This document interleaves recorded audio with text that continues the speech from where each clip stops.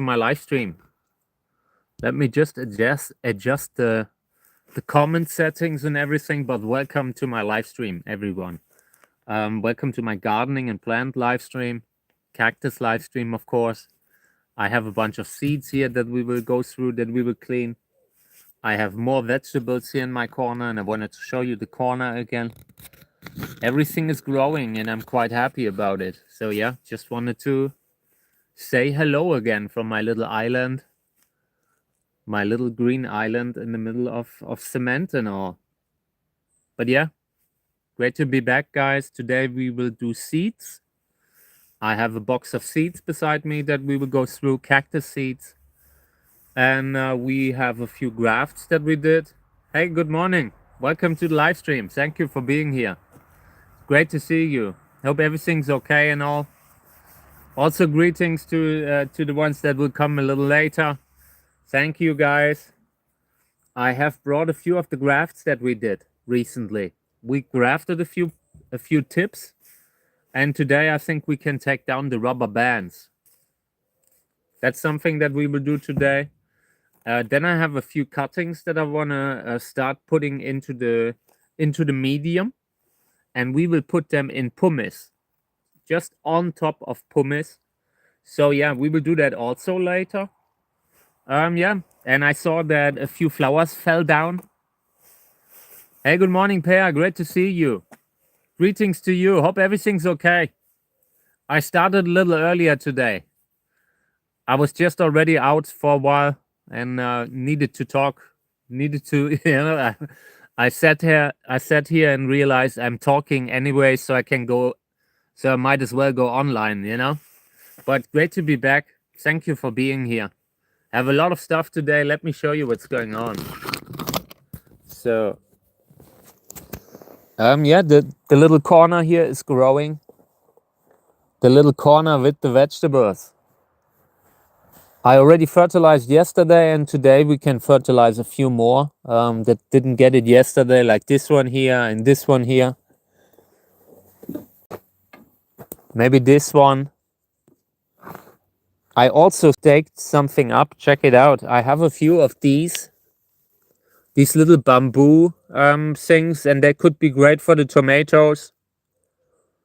Yeah. Some of the tomatoes are getting bigger, and I still haven't kept one just for the seeds. One of the next tomatoes we really have to put aside for the seeds. I eat them all the time because they're really, really good. Yeah, so that's the situation here. Maybe we're repotting a little, but just a little. Then I have the seeds here. And today we are bagging them. This is that Teleflora hybrid. Before something happened, this had already fallen down when the wind blew. So yeah, we will do that. And here we will take the rubber bands off. This is something that we grafted. And it looks pretty okay. I want to avoid that the plant continues to grow and grows against the rubber bands, and it causes too much pressure on the tip. So yeah, let's take these down first. The graft was done maybe a week ago. You can keep the rubber bands on for, I don't know, 2 weeks if you want to, but at some point always got to keep in mind that the plant will grow again. And if it has no place to grow, if it grows into the rubber band, then that can often cause an infection. Trying to avoid that here. This is a TPM graft. Was really the TPM Zelly hybrid. Yeah, this one here was an emergency graft to save the seedling. Sometimes you only have a tip, and you have to make sure that your graft is good. Sometimes it works, sometimes it doesn't. Yeah, but this looks pretty okay. Want to let it grow then. Later we are filling these here. We're getting some pumice. Let me see. I want to use these for rooting. We will root a few cuttings in pumice. Pumice is great for cacti. It's a safe medium. When you have a soil like this is coconut fiber. When you have something organic, it can take really long until the soil is really dry. And with pumice, you don't have that problem so much because it's so incredibly fast draining that the humidity often, like you don't get so much humidity that it becomes dangerous. Yeah. So I sometimes like to just place them on pumice like this. Also, sometimes in an angle, you can correct that later. But just that you have a little bit of oxygen that still gets to the roots, to the base, and it will start looking for water eventually. So this is a pretty safe way to do it, especially if you do it in the sun. Then the plant sometimes will get wet. Like when you have plants outside in the garden, at some point it's going to rain. And but with the pumice, the humidity that's below usually doesn't have enough not substance to really become a problem. It's usually gone again relatively fast. So yeah, we will probably put these on the shelf in the greenhouse.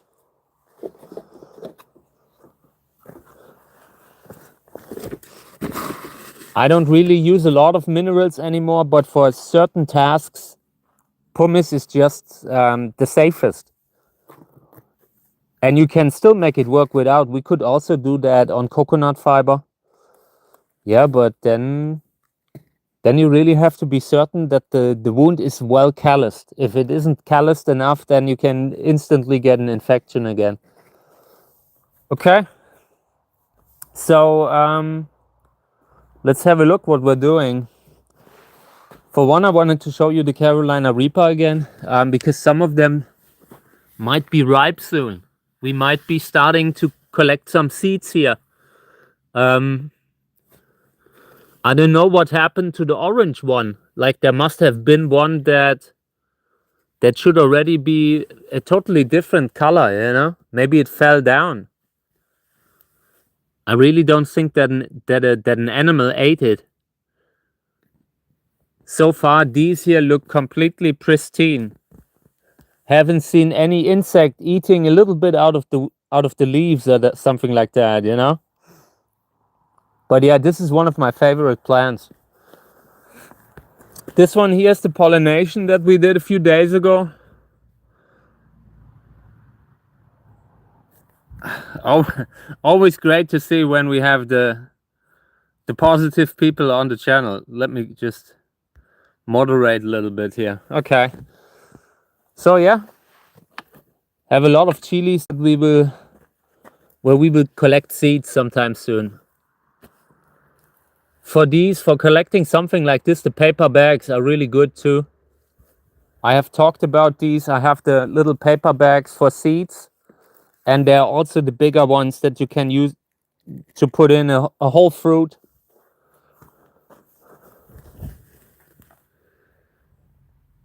So yeah, I would say we are starting to fertilize a little bit because I brought a few more plants yesterday.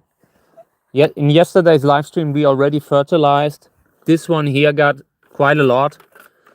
Want to make sure that the thing is outgrowing the nutrient deficiency. When you see the color changing, turning yellow, very often a sign that you have some sort of a deficiency. When we're using coconut fiber, this can happen. This happens when you don't fertilize, because unlike the other soil, like here, the coconut fiber really doesn't have anything in it. So yeah, fertilizing a little bit, and maybe sometime soon we're also repotting. I just got to think about what to do with the eggplants, for example. I have no idea if you can grow them like a perennial, you know. I want to grow the plants over the winter. Maybe we can keep some alive, like especially the chilies. Would be a shame to lose them.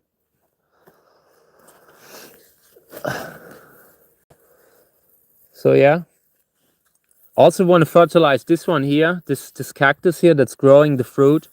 It still has a second flower bud, and maybe we can get some pollen. I really want to use the pollen for pollination. Right now, it's not so hot anymore. Lost a few flower buds in the last months just from the heat. Just because the heat was so bad that the cacti felt like they don't have enough energy to actually grow the flower. In my system with the flowering, like I water relatively early and I water quite a lot. And that is great to induce flowering, but you have to also continue to water to keep it going. Otherwise, they will instantly, the flower buds and the fruits that are currently ripening are usually the first thing to go. Because it's just safer for a plant to grow another fruit the next year, you know? So yeah, I usually try to water and fertilize until the fruit is ripe. Okay, I would say we're going to the other part of the garden and we're repotting a little bit. Would love to continue repotting. There are quite a few nice nice cacti that I have, but we have to really put them in separate pots. Maybe we're getting a few of these bigger ones. These are the last of the bigger pots that I have. Gotta be careful. Otherwise we're done with the repotting.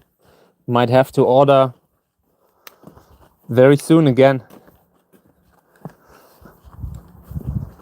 Yeah, and I enjoy doing the live stream again. Like, took a little break over the weekend to enjoy life, you know? Sometimes you have to really force yourself to slow down a little from time to time.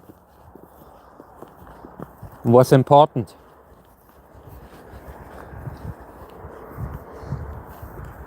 So yeah, I'm setting up here.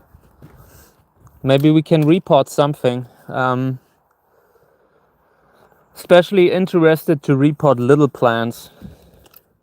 Just the little ones don't have a lot of time, you know? Like the bigger plants have a much bigger have much bigger energy reserves than the little ones that are already in a too small pot. So they have priority. Putting the camera here, and then we are repotting something in coconut fiber. Let's see. Good.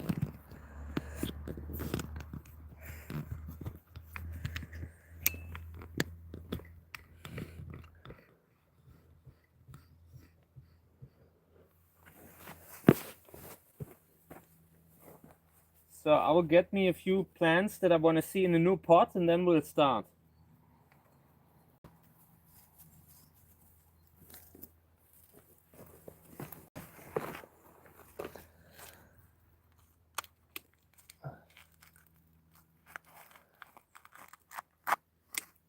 Yep. Properly root bound. So I'm getting the water, and then we're breaking apart the rootstock here,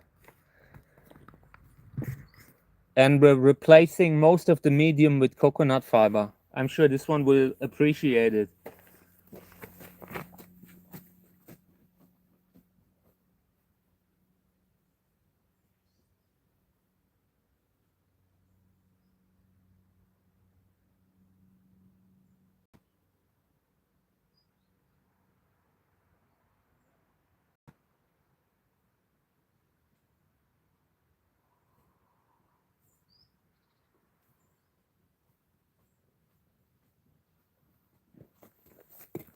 Gotta find the water hose. Of course, it's lost again.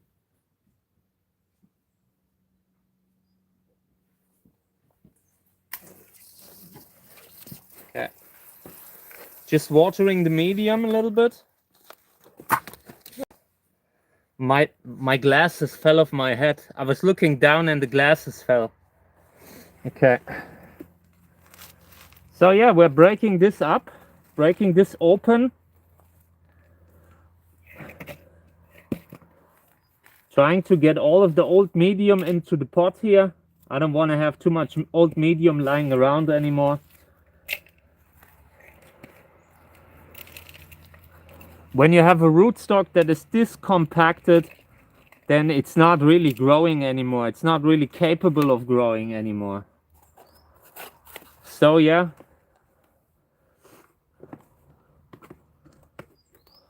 So far the plants that we reported recently, they look so much better in the new medium.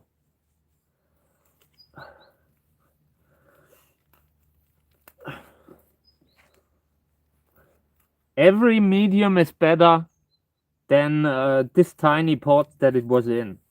You know, it doesn't matter. We could be repotting them in the worst cactus soil on the market and it would still be good.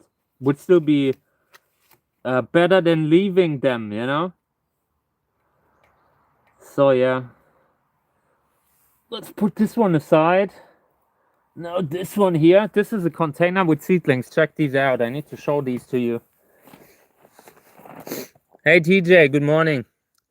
I'm repotting a little, just discussing seedlings. This is Chiloensis hybrid, and I want to put these in a bigger pot. Yeah, so repotting them. I have a pot here that we could maybe use. Just got to get rid of the old soil, and then we could put them in. Could put them in coconut fiber. This is going to be really nice, but we have to clean it up in between. I'm sure there are little remnants of other seedlings in between that we should clean up, making sure that we don't have any kind of a root pest here. Yeah, as a medium, usually we should maybe consider putting them into pumice, maybe, you know. This is a species that does really well in a mineral medium. If I would be advising other people, I would say go with pumice. Yeah, but also I'm trying to go a little away from that, go away from the mineral medium in general. So I consider to put it in coconut too and see how it goes. They might love it, who knows. These are all seedlings. We have to take them apart. And we could split them up into separate pots, or we could leave them in a bigger, bigger pot. I'm not sure. We will take them apart and then we decide. Okay, want to see how the root system looks like.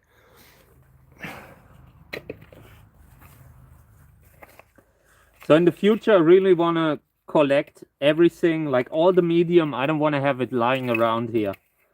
So yeah, we'll clean up a little.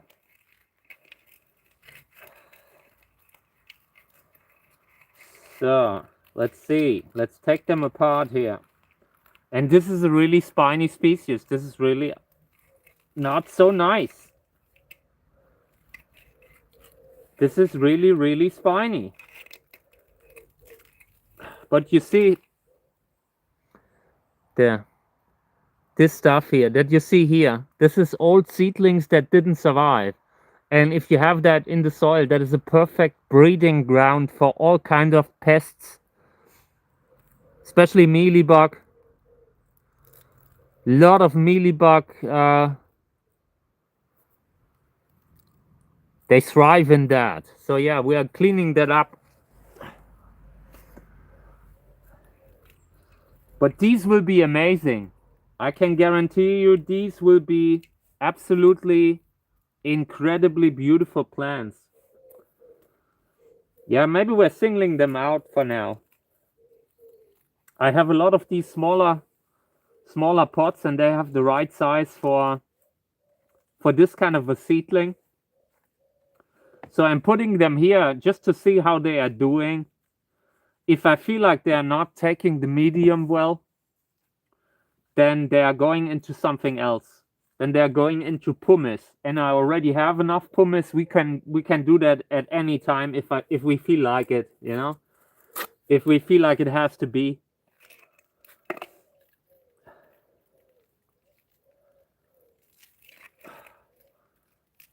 Yeah, and that taking apart of seedlings, like in the beginning, it can be good when they have something to give them stability, like a other seedling, like a second seedling besides them. But they really, at a certain point, they really need more space, and if you don't give it to them, they will grow into each other, and then you are losing some, and you can't decide which ones you want to keep, because then nature is sorting itself out, like they are kind of competing for the space, and whichever seedling will be, it can be, sometimes it's just luck, so it can make sense to single them out yourself. Then you can say, okay, we are keeping the best ones, we are keeping the variegated ones. A lot of variegated seedlings disappear when you're not singling them out early enough.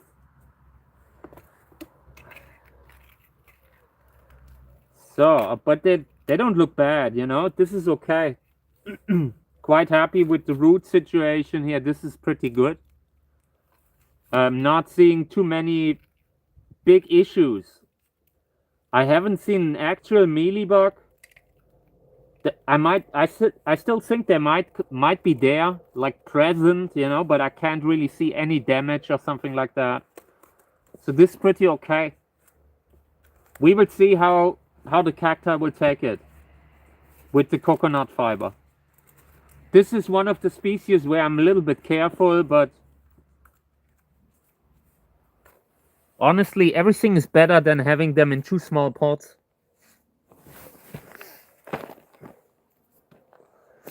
But wait, I'll go through the comments, okay? Also, have you? Let me see. What's that?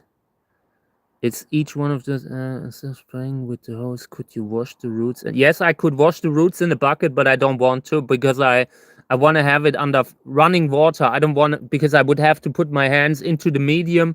I would basically give myself a daily bath in the water that might already have pesticides from other growers in it, Then have you considered putting pumice at the base of a pot? I don't want to have, like, when I'm putting pumice in, then I would really mix it. I don't want to just put a little bit at the bottom. I mean, it would not really change much of the drainage, You would have a few holes at the bottom, but the medium would still be very wet, Like the biggest risk with the coconut fiber isn't that there isn't enough drainage, The problem is that the medium itself stays wet for a little longer, We can greatly influence that. We can put in pumice, we can put in water, we can put in sand, we can put in a different soil, like the graveyard soil. We can really mix the coconut if we have to.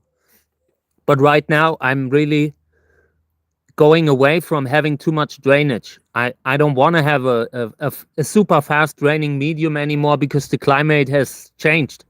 It's just so hot, If something doesn't go well, we will see how the plants look after the winter. If next year if we're losing plants due to the medium, we will change the medium. But right now, I really want to see how the coconut fiber will do in just coconut fiber, Then have you thought of selling your plants too, as you got so many? When you're selling plants, you have to comply to a lot of legal conditions. These days, you have to really issue a plant passport for every plant that you sell.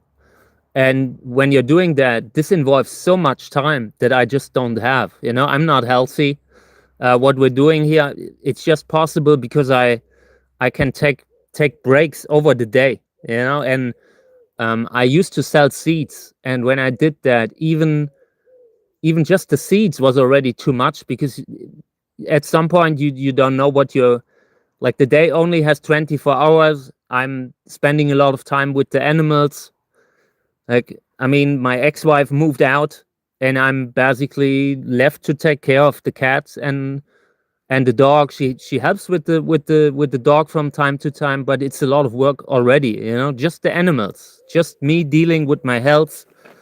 And doing something as a business, you have to have pristine plans, otherwise you will be constantly caught up in having issues about plant deficits, skin problems. Sometimes you lose something in shipping. It's really um, a lot of additional work that you just don't. When you're alone, you can't do it. I think without help, I wouldn't be able to do it. Right now we're going through plans scaling back, because I have realized I don't want to have so many plants anymore. Like in regards to the cacti, I there's just a limit what you can care for in the setup that I work here. Everything's very, like, we're surrounded by really green jungle. Every year we have to cut that back to be able to continue doing it normally. The conditions here are so difficult. Like, there would be no way to have a nursery here, and you would, if you're doing an internet nursery, then it's really a full-time job. And with my health, I think I could do it a year, maybe two. Then I would probably have a heart attack. I was already at that point a few years ago when I went out of the seed business. The industry has become very hard.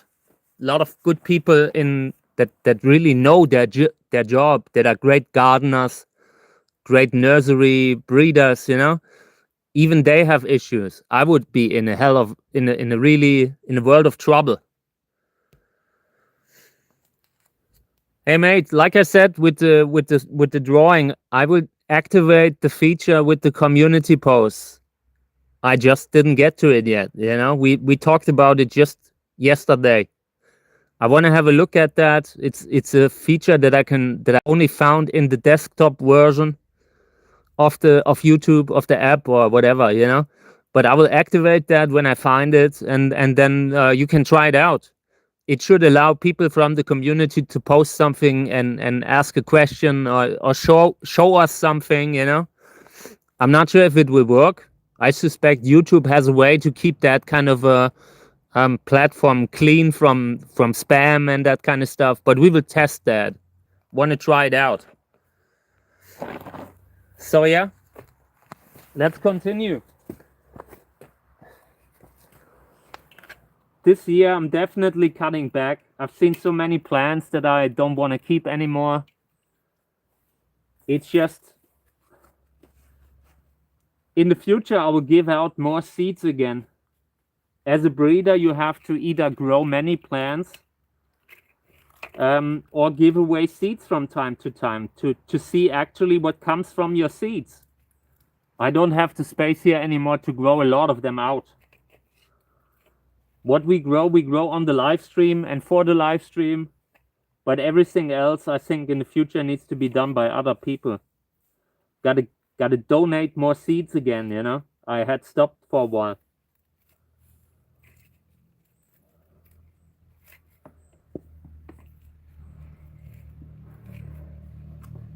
So yeah.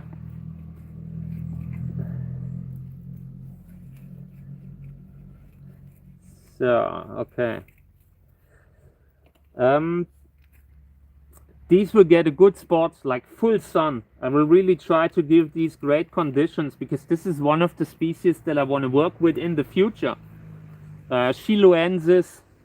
It's a cool species that is barely used. Very few people are utilizing it, and I mostly see it from Australia, and a few European friends of mine.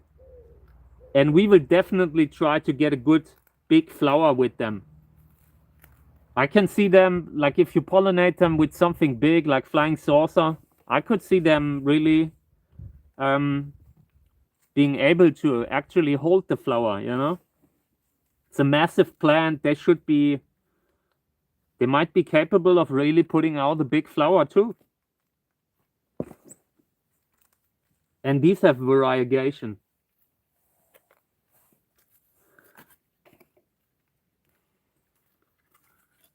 I also want to see if we find the label. Might be in the pot.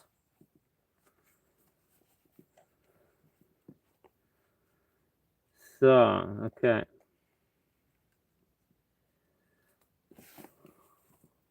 if the coconut fiber is not doing well, then I would probably mix it with pumice, 50-50. That is my plan right now. If the coconut fiber should fail in winter, like right now, the conditions are great, but we will only see how good the soil is when it's cold. Sometimes you have drip water that hits the plants or hits the pot, and if it takes 3 weeks for the soil to dry, then that would be really risky. So maybe we have to adjust. But it's always just that, you can really make it work with almost everything. You just have to water appropriately, fertilize appropriately. And with this, every water that's in will be in there for a day or two in winter. Gotta be a little careful with it. So I will have a look at the comments again in a second. I'm unfortunately, I'm so deep down here, reporting and all. It's a dirty job, and I'm only doing it because I know we have to. Otherwise, I'm not doing it. If I'm not doing it on the live stream, I might not be doing it at all. So every little bit helps.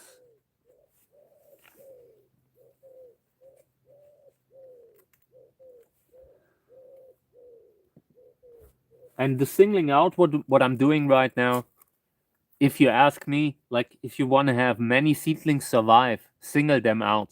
Start treating them like a big plant already, If you're treating them like a seedling in a pot with many others, then then there are many additional risk factors that come in where you can lose them. You lose track of them. They are a little bit more exposed usually, like when you have them in a group where they can grow into each other. They are basically competing for the space. In the beginning, it can be good to keep them together, but there comes a point when you really have to make sure that they have enough space. Okay.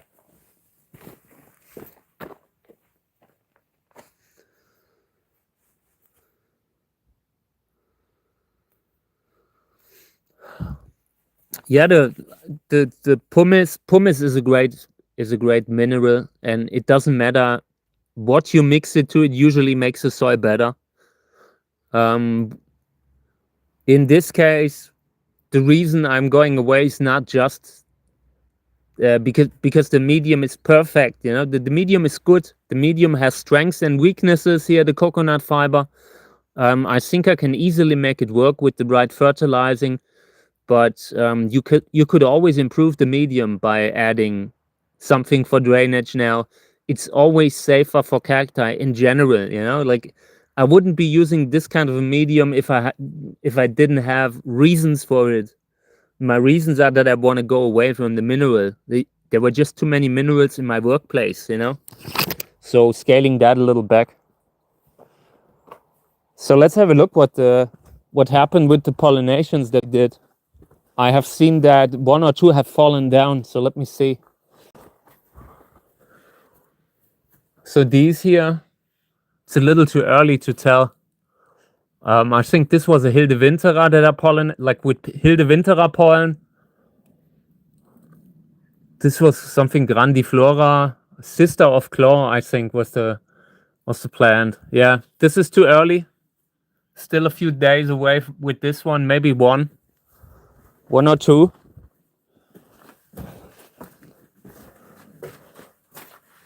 Yeah, the ones in the back have fallen down, all of them.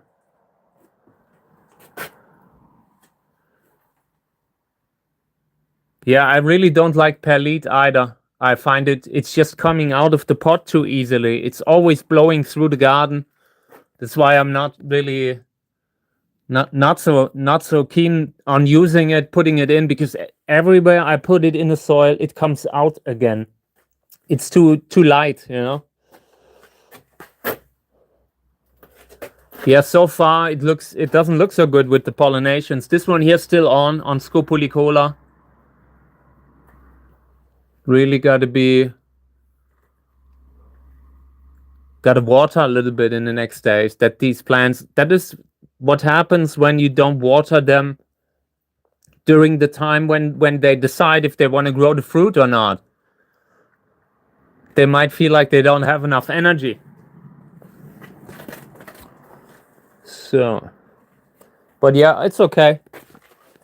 We already have a few. And here the pumpkin. I'm really worried about the pumpkin. It's starting to get moldy. I think something started eating the pumpkin skin.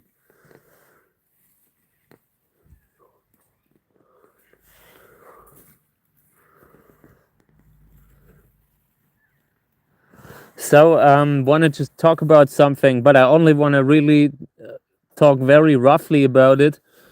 Like, there's something going on in the area here. I've been talking about it on Facebook, like with cats. Few cats disappeared here, and I hope that the police are on it right now, you know? Really, really frustrating to see. And I might be talking about it a little more in the future, but only if the police are not really moving that forward, you know? It felt a little like they haven't been doing much, you know? It's already been a year. And now there were a few more cases that popped up, you know, like it's really bad. I've been talking about it for everyone who wants to read more about it. I've been posting about it on Facebook, but it's a really dark kind of thing. Really hate to talk about that kind of stuff, but from time to time, things happen, you know. I had feared about that, TJ, with the pumpkin. I had feared that it might not hold long enough. I don't know how people are growing the big ones. I really need to look into growing big pumpkins, because that will be the next step that I'm trying to do. I really want to have a big pumpkin on Halloween. Yeah, this is, I don't know what's going on here, but something's not right. The police need to really look into that, you know, and they haven't been really giving me an impression like they're taking it seriously, you know, because that worries me. Very often when something like that happens, the people could also be doing other stuff, you know, like, I don't know, burglary stuff, and worse, you know. They really need to take it seriously, because it's usually not a sign that someone is good in the head, you know. Very often, that is something that I would instantly look at when someone is mean to animals, you know.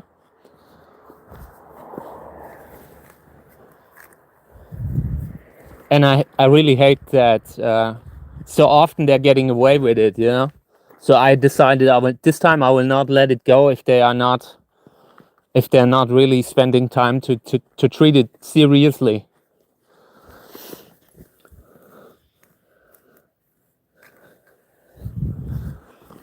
So yeah, I couldn't let Kami. I can guarantee you, if Kami would have been walking around freely, she would be gone in the same case, you know, would be swept up in the same thing. I know that for a fact. I just felt it. And yeah, it's good that I couldn't let her walk around here. She wouldn't make it long. She wouldn't be like, the road is so dangerous, and in addition, people are dangerous. You just can't trust some people. And it's always sad when it is like that, you know. So, okay. This one here I wanted to put in a different pot, slightly bigger pot. This is Thaiensis or something like Thaiensis. But it should probably have a mineral medium. So this one we will put into pumice probably. And these are really the only cacti that I want to have in something like that, you know? Like the cacti that really need it. I think the pot size here is good. I would just try to get it out of the out of the pot. And then I will fill up with more medium and pull it up, you know, fill a little bit more. And then I just hope it will grow into the pot.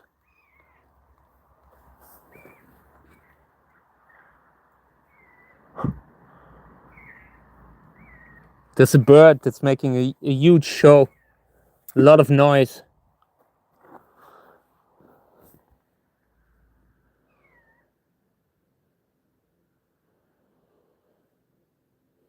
So yeah, I really hope that that they catch the guy.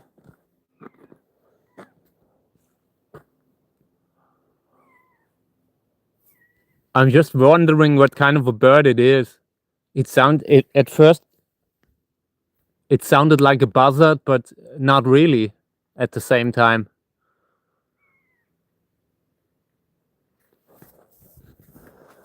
I'm looking for one of my grabbers, like the things that I use to carry the cacti.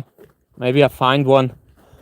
They are really irreplaceable when I'm repotting, because it allows you to grab a plant without having to grab it with your fingers, you know? That is really important in repotting. Just having it steady at a certain position, holding it. So we need that. Got to see where I always have one in the garden. It's just always where I'm not currently residing. Oh yeah, magpies. I like magpies too. We have something similar here. And super intelligent bird, really smart. Like the older I get, the more I appreciate birds. I didn't really care for them when I was younger, but today just saw that so many of them are intelligent, you know, how social they are, so many of them. So I just want to pull it out of the pot. Maybe I can get it out. Go away, fly. There's a fly that doesn't want to go away. Okay.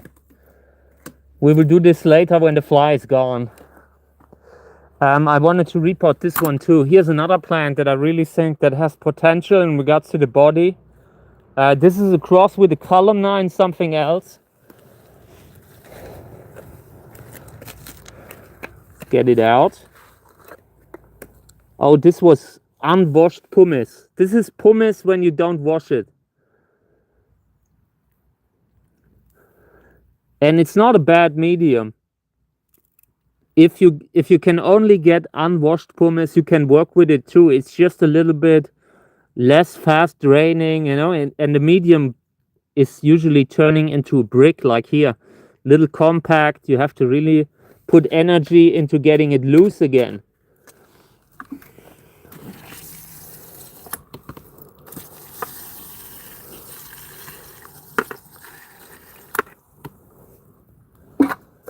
So, what's this? This looks like there's a bone in there.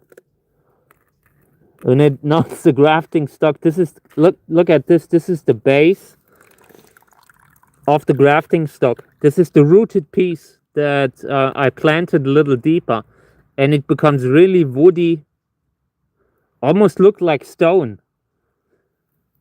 But there's still life in there. So yeah, we will put that into coconut fiber. These bigger columnars, I'm sure they will love it. They will love a little bit more organic medium now. See, there was also, oh yeah, this is good for getting the medium a little bit, for taking apart the rootstock. Just want to get rid of everything that's not absolutely necessary. See, much smaller now. Oh, every time I'm doing something here, there's living things in the soil. You can't really repot without having something coming out the pot here. I don't want to complain, that's a great thing, but yeah, makes repotting really difficult. I don't want to injure anything. I don't want to be a bother to all of these poor insects that are just living in the pots, you know.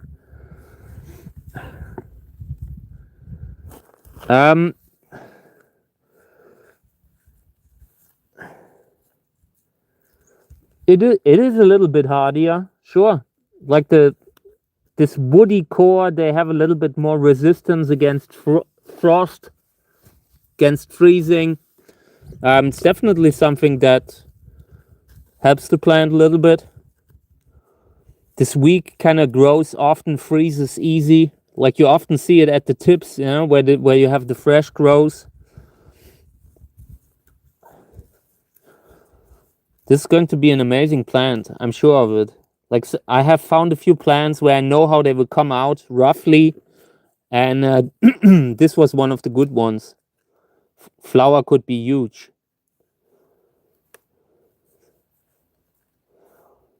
Okay. Yeah, and it will be difficult in winter. I'm not sure what to do. To be honest, we will have to sort out a lot of plants this year. I've already started just getting rid of plants where I feel like, okay, it makes no sense to keep it because it's a known hybrid that other breeders also have, you know, like where you don't need to keep it. Have a few that are like, I'm not sure what to do with yellow. I think this is a yellow one and it has a nice yellow flower. We should decide if we want to keep it or not. If we keep it, we should repot it, you know. But this is the kind of plant, just yellow, you know. That's, you can't keep so many that are just like that. You usually keep the best, and I have a few that are really, really good. Of course, it helps to take in more nutrients. What kind of a question is that? Sure. But the plant, I'm still not sure if I want to keep it, you know?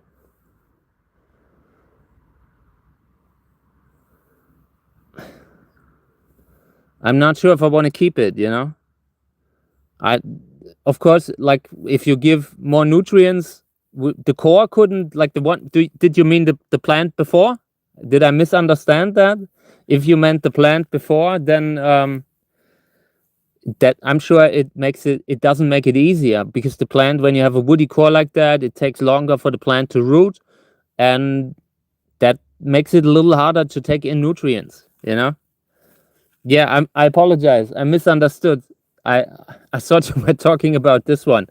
You know, this is not a plant that where I'm even sure if I want to keep it, you know, and I have a lot of these where I'm not sure if I want to put energy into them, you know. That's what I meant. But yeah, when you have a woody base like that, you barely get like that fast growth from it. It will all be very slow. It's very hard to root these woody pieces with a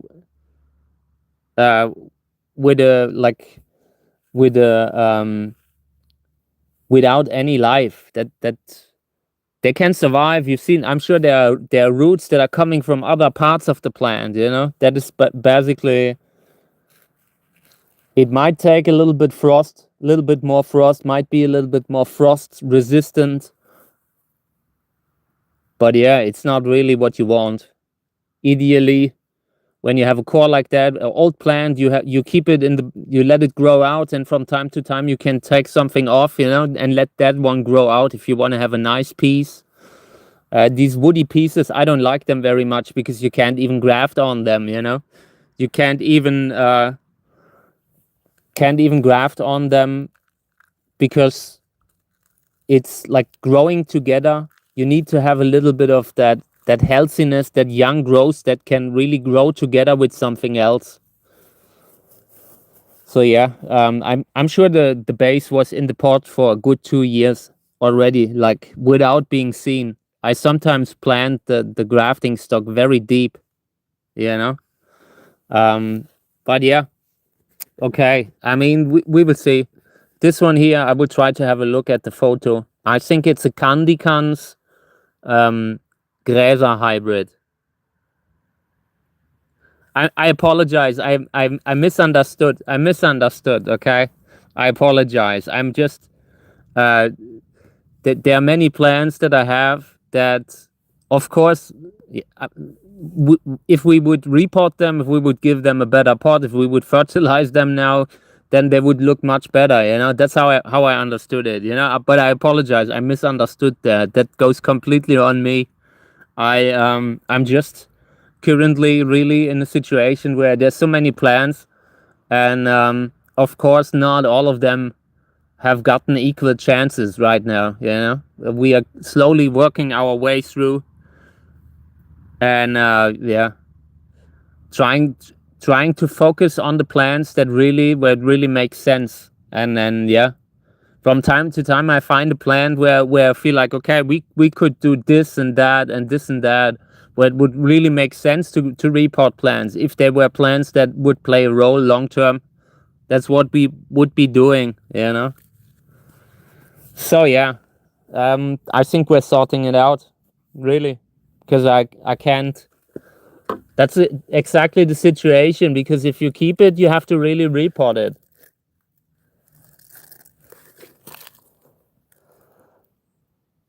Let me see what it is.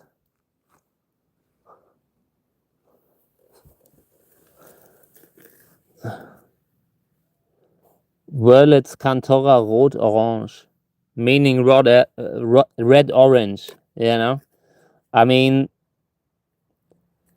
I have to look up the photo of this one. I think we can't keep it. All of them. Like, there's so many Wurlitz Cantora hybrids that I have that I just kept because they're useful. They have a good flower, and you can create amazing hybrids with them. But you will still have a lot of space that they take. And every year, I mean, even if you get something amazing from them, you also have a lot where it might have been better to put something else there. So I mean, we're sorting this out. I think I will move it. I will try to look up the flower. If I see the flower, I can say for sure if it's worth our time or not, but probably not. With all the good stuff that we are growing from seeds, it will take the spot of something that might be better, that has higher chances to be something original.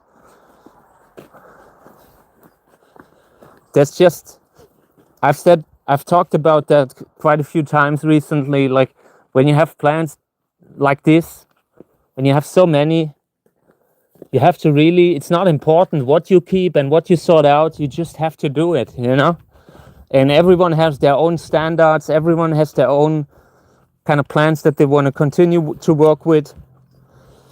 And but we have to do something. In the past, like, usually I did a giveaway where I put the plants down at the road, and most times they would take them, like, people would take them. But last time I ended up stuck with, like, most of the plants, like almost everything was still there.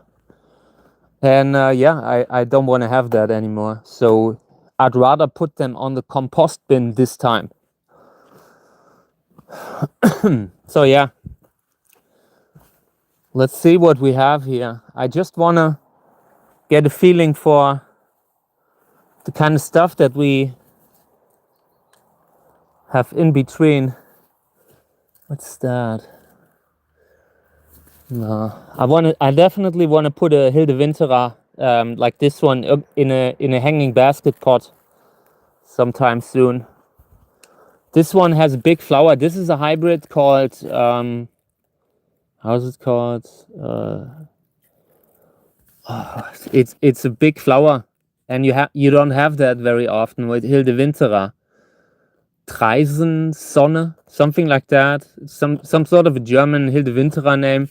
And the flower is a little bigger than most other Hilde Winterer flowers. It looks like it might be able to pollinate Trichocereus. So this one here we will probably keep. Here's the Telegonus that I planted in the Hilde Winterer pot, by the way. Gotta be careful that it doesn't come loose now. I will place something on top here, and in winter we are hanging it into the greenhouse. This should work, actually. I suspect that it will work.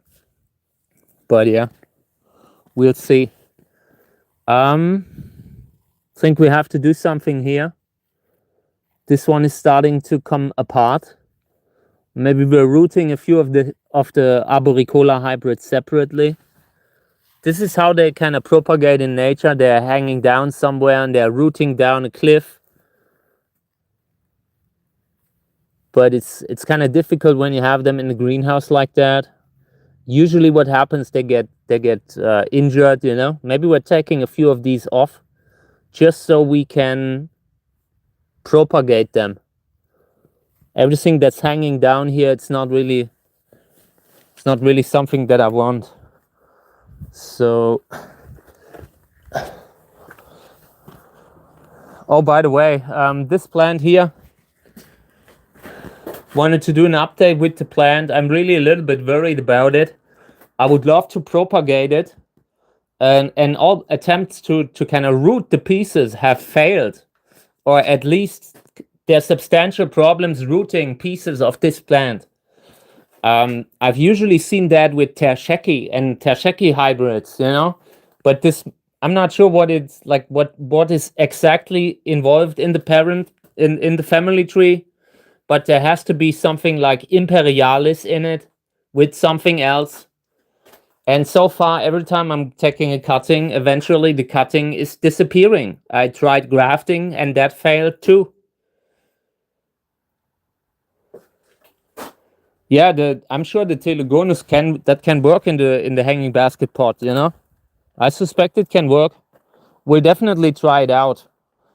So yeah, let's take off some of the arboricola cuttings. They will take a little to root, and it's already relatively far into the season.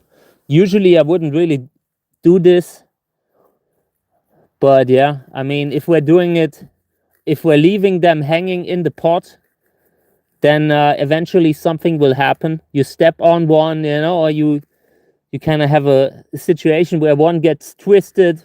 They usually become infected if you don't do something to kind of give them a limit, you know. All of these can have a different flower. These are all different seed-grown seedlings. Hybrids by misplant from the cross Arboricola, Sörensia arboricola, and variegated grandiflora. Oh, yeah, here. This is not good. See, that's what I mean. Like, if you don't see that, then suddenly one is enough and you're losing the whole pot. Let's take off that piece here too. There's something not okay there. I think there was a reason that they fell. Let's clean this up. Yeah. Very often you can have a pot that looks great to the outside, but then you have something like this going on for like 5 years, you know? Gotta be careful that this isn't becoming infected in winter. I'm taking everything out that isn't alive, cleaning up the wounds and all. This is already relatively old, but even old kind of organic collections can become an issue.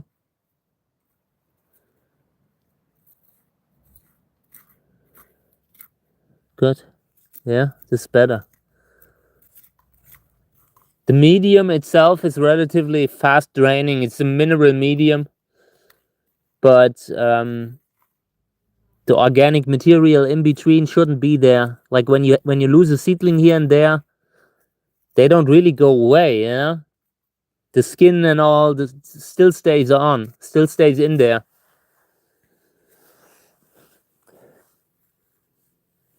This one here is also weird. We're taking this one out too. The bases can pop again. Now we have some ventilation here. I just wanted to have some light that's coming in. Wanted to have a little bit of fresh air. We will move these in the greenhouse, and then they can root separately.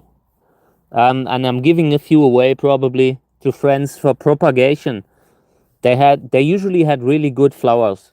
This one was one of the crosses that I really enjoyed. One of my favorite misplant crosses. Yeah, and we should keep a few. Yeah, not sure what to do with the pumpkin, to be honest. Maybe we have to harvest it now that you talk about it, you know?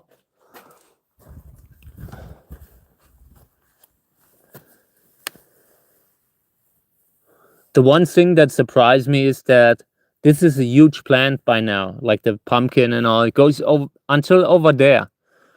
But there's only one pumpkin. I thought that just by accident, when you have so many different parts of the plant, you will end up with something that pollinates it.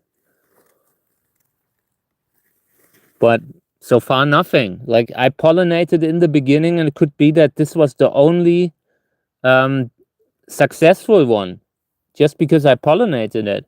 I'm just a little surprised that in nature they don't have a higher success rate. I've seen how the bees are, like when they are in the flower, they are completely nuts when they are lying in the pollen. So I thought they must pollinate that thing, but apparently not. So yeah, let's see what we have here. This is something that I would love to repot. Want to have a look at the root section. Let me see if we can get it out the pot.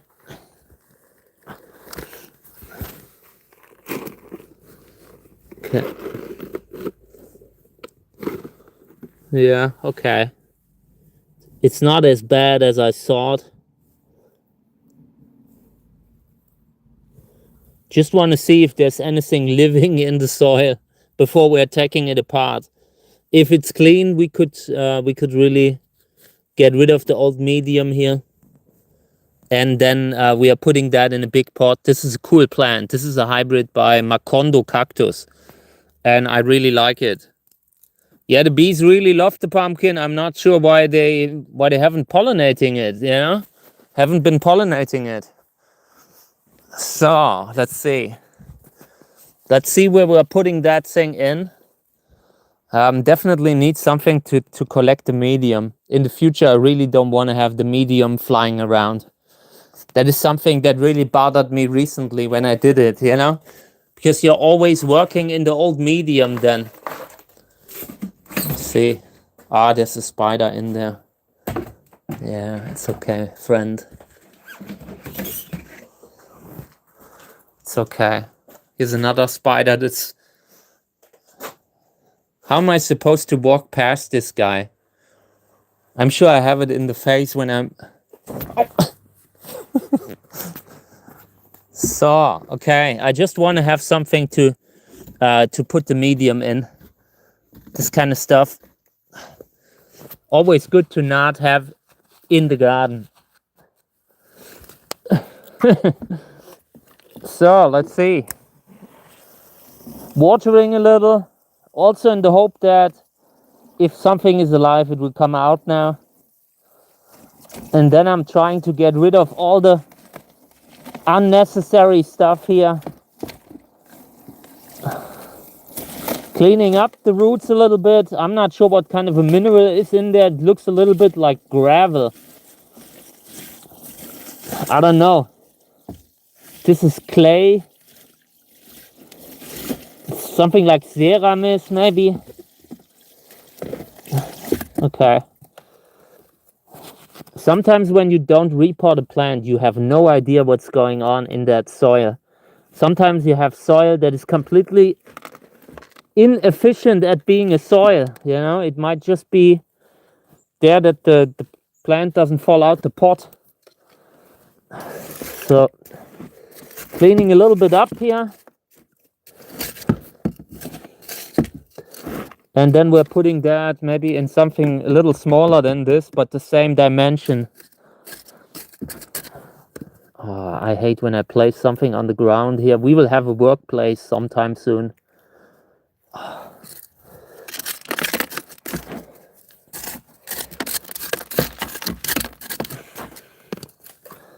Watering a little more.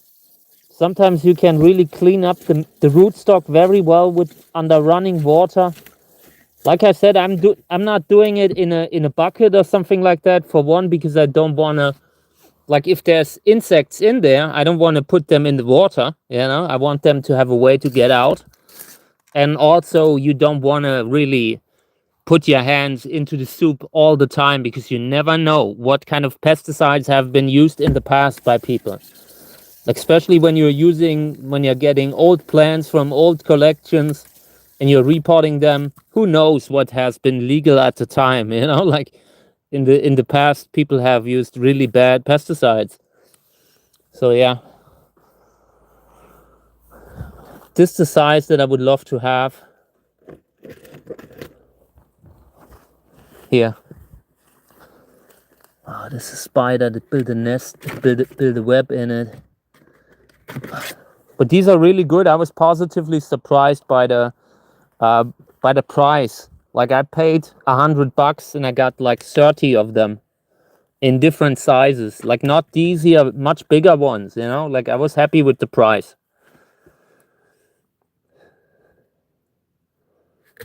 Thank you, mate. Thank you.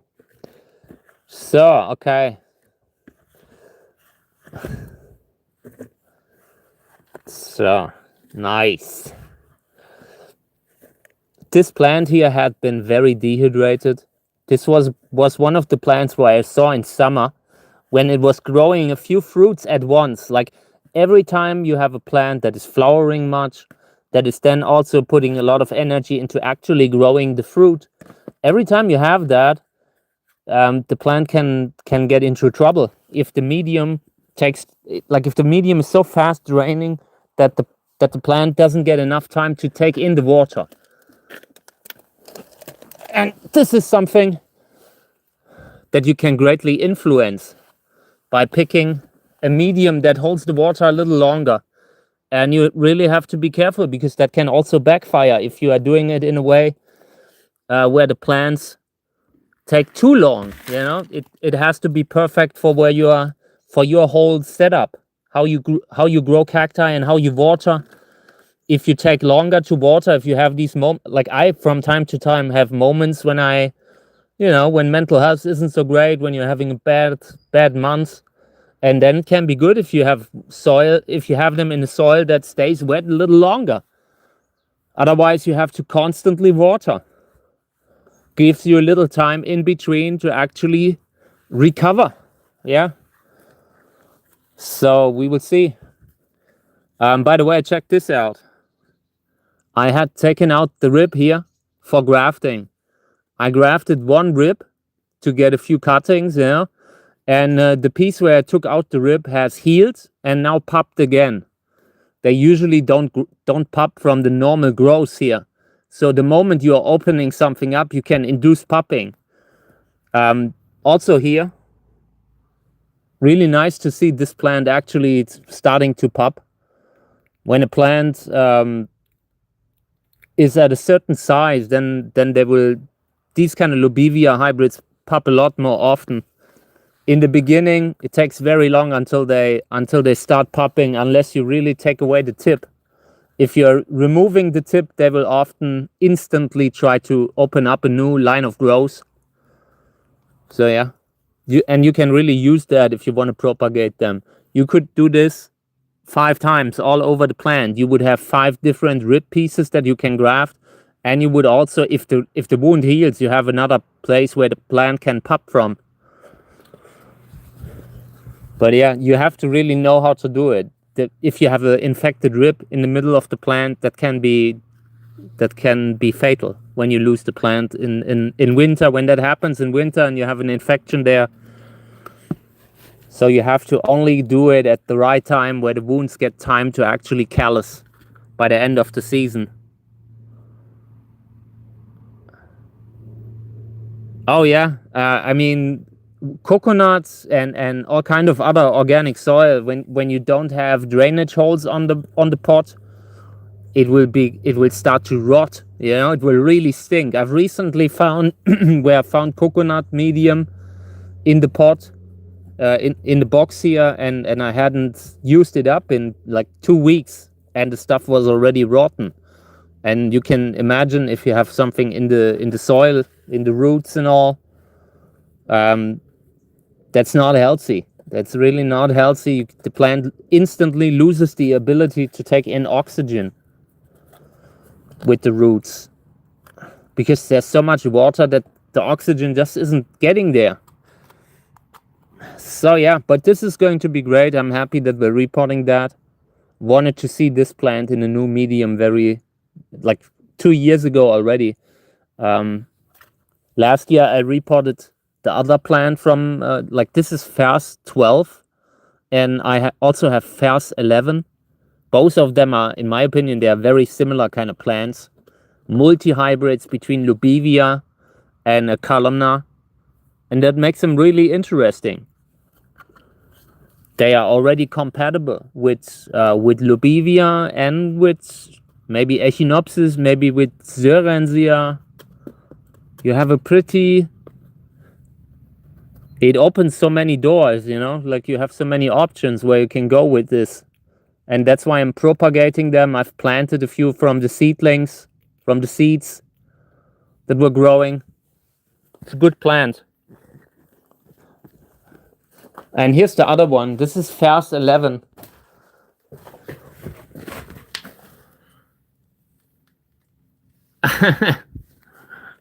Yeah, the name refers to Cactean Vers, like it's spelled VERS. And it was, I think it was an acronym or something like that, standing for their names, like for the names of the owners and that kind of stuff. Yeah, but also really difficult to, like this thing is so heavy I can't put it on the shelf anymore. So now I put it here in the greenhouse and it's kind of difficult to really keep that kind of a plant. I would love to put that back on the shelf, but unfortunately with this weight, I'm worried that the shelf might collapse. So now I'm just cleaning it up a little bit. We need to remove this one because otherwise the grafting stock will prioritize the new growth here again. That is something that I have a lot with these big graftings. Once you have a plant that has been on there for quite some time, you instantly have a higher risk that the grafting stock will try to at some point grow elsewhere, you know. So yeah, let's clean this up a little bit. Just getting rid of the oxalis here. Then we're removing that side pop. And the plant also needs water.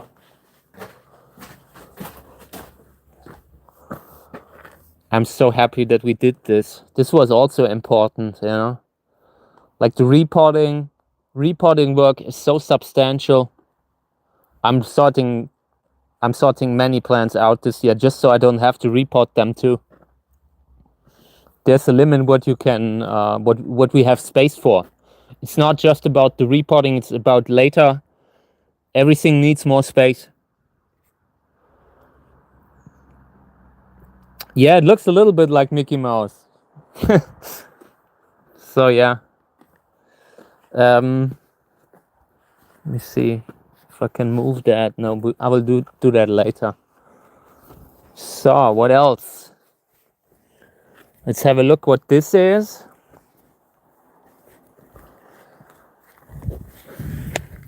I have so many of these middle-sized plants that if you put energy into them, they could be great, but you have to really believe in them.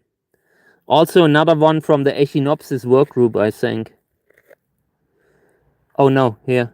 No, this is the label. P&O 2156. I need to look it up, but yeah, we will report that. If it's a hybrid that I made, I gotta at least give them a chance, you know?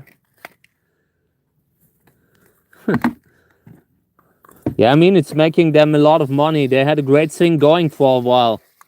You know, I was always amazed how they can make so much money with these movies, you know? They were so simple, you know? But yeah, people, it's just like a little event movie. Like I've seen the Seventh movie with The Rock and all, and it was so over the top. I think they were in space at one point. I don't know. but it's just so outrageous that people have fun watching it, you know. I don't think anyone is taking the movie seriously. And I feel like they have kind of, like they've been so greedy with it that people kind of lost a little bit of the interest in the franchise.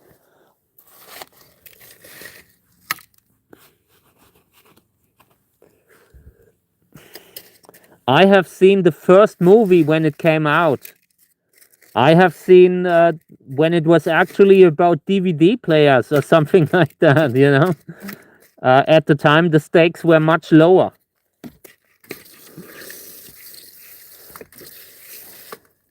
It's a totally different franchise now.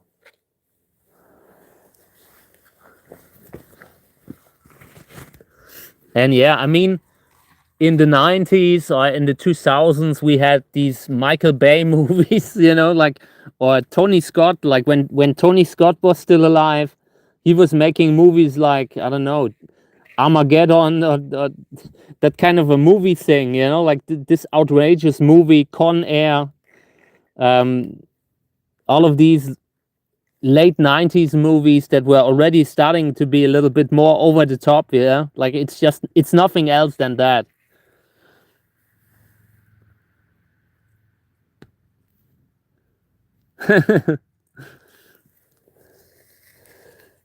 So okay. Yeah, I mean, I loved movies in the past. I was really involved with movie journalism. I've been writing about movies for quite some time. And in another life, I wanted to do a YouTube channel with movies, you know, just talking about movies. But yeah, I did it for a while and it was really exhausting, like mentally, you know, like it's really difficult today. You can't even show a little clip without constantly running into trouble with rights owners, you know, like sometimes you have to be able to show a clip of a movie and that's already very, very difficult today. Like all the people that are running channels, they're usually just they're just talking about stuff, you know. And today I could do it, but at the time I wasn't able to do it like this, you know, like you needed to do it if you want to do a movie channel. I like what they do with how's that called, like these two guys that have talked about the Bruce Willis movies, you know, like I'm not sure how the channel is called, but that's the kind of stuff that I would do if I would still do, like, would still be interested in that industry, you know, just trying to do a movie channel. That's how I would do it, you know.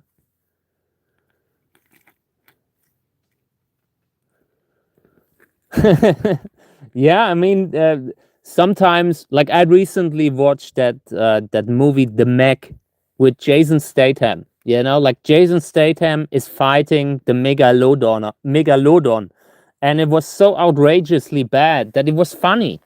People really, I enjoyed the movie. You know, I could really get something from it because it was so laughable. So you can approach it from a few different points of view. Most people that watch the movies, they know it's fake, you know, but it's a little bit of safe entertainment, you know, that takes you away from what's happening in your own life, in your real life. So I understand it a little bit, but I couldn't watch it and say, "Oh, this is amazing! Finally, some good entertainment," you know. I loved The Meg, and I even liked the second one, and it's such a horrible movie. But yeah, from time to time, you have to watch these cheapish horror movies like Godzilla. I really loved watching Godzilla movies. Today, they're really making good ones, but at the time, they were really, really barely watchable. But you sometimes need that too. You need to sometimes see the rubber suit to remind yourself it's just a movie. You know? Okay.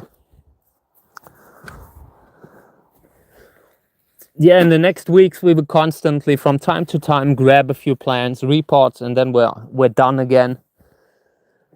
Trying to do as much as I can. but without stress. Like I've had a burnout recently that was so bad that I had realized I need to take a break, need to take it a little slower. Sharknado I really like. I like a friend of mine from school made one movie like that, you know, like also sharks in a plane, something like that, you know. It was really, I don't want to say it was a clone, you know, but it was it was fun, you know. Like there's so many movies like that. I still remember The Asylum. Like in the past, these movies were produced by a company called The Asylum, and they were making these outrageously bad copies of I don't want to say copies, but you know, they tried to, when something was successful, they made a movie that looked very similar, just worse, you know. Just, I don't want to say like Uwe Boll movies, you know, but really, really with the cheapest of cheapest tricks and all. And I've been writing movies about that kind of stuff, like writing an article trying to review one of these movies. Imagine you have to review Sharknado or something like that, you know. Yeah, that one was really good. I really liked that one. So wanted to just have a look at the label here. These are Sörensia hybrids from Joylene Sutherland. We should really hold on to them. These are really rare. I'm not sure how many people are growing Joylene seeds outside of Australia, and I really want to make sure we are getting them through. So I saw a little spider in the pot, but in the next days we are getting them out. Yeah. Yeah, I've seen it. I've watched it. It was one of the last movies that I watched with my ex-wife, you know, like with the bear. And yeah, I'm sure it was the reason my marriage failed. I'm sure of it. I can't prove it, but definitely felt a little like it. I was watching that, and it was that Five Nights at Freddy's movie. That is the last kind of stuff that I watched with my ex-wife. And they were so bad, you know, like I was watching that Five Nights at Freddy's, right? It's called At Freddy's. But yeah, I was watching that, and I really regretted watching it, you know? I rarely have that I feel like, oh man, you should have really done something better than just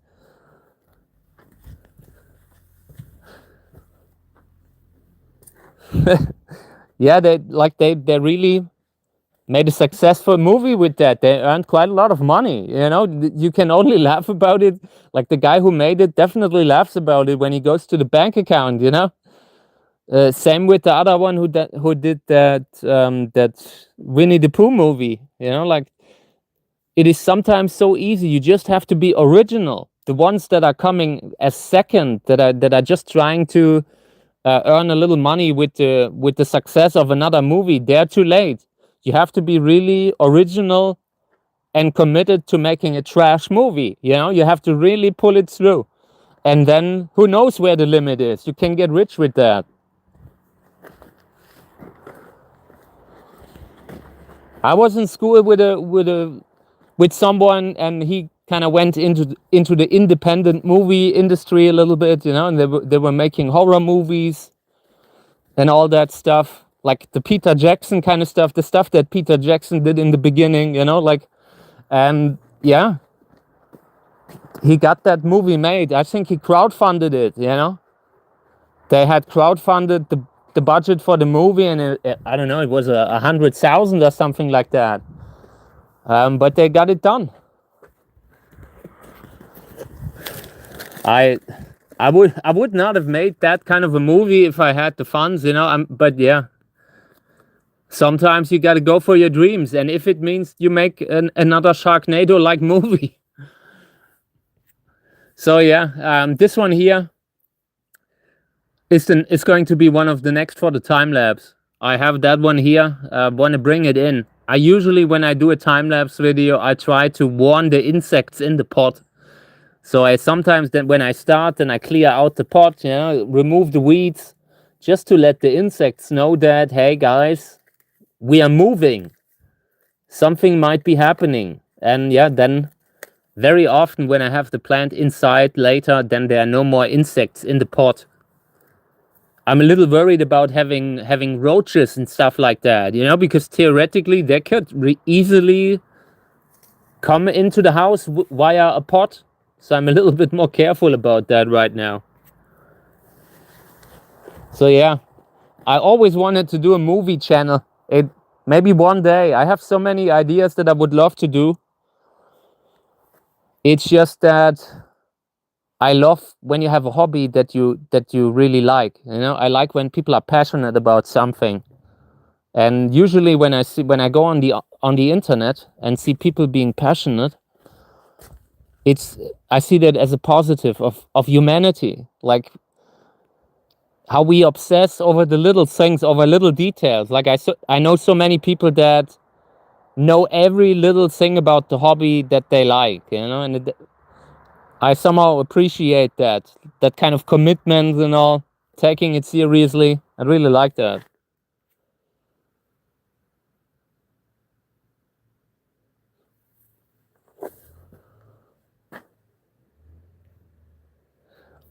My ex-wife didn't really complain about the cacti. I mean, let me say it like this: we had an agreement that I wouldn't really bring too many cacti into the house because of the animals. I never really wanted to get the animals hurt, you know. So I never really had actual big cacti in the house. I always had them in the greenhouses, and that worked.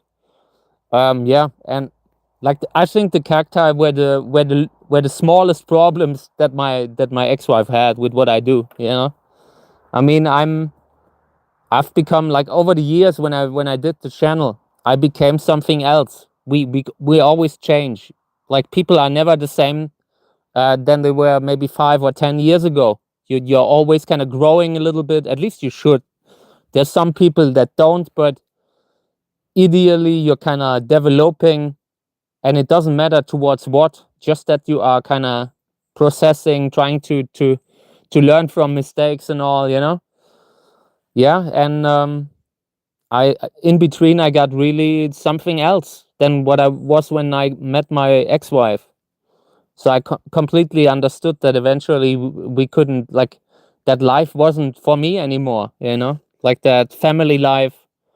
I often spent time with her family, and it was a long drive for me. That was really a commitment, you know. And yeah, it wasn't working anymore. Yeah, cacti, maybe, yeah, sometimes in my life, but I'm also getting to the point where I want to scale back with the cacti. I want to be able to enjoy what I do here, you know, like having that nice garden.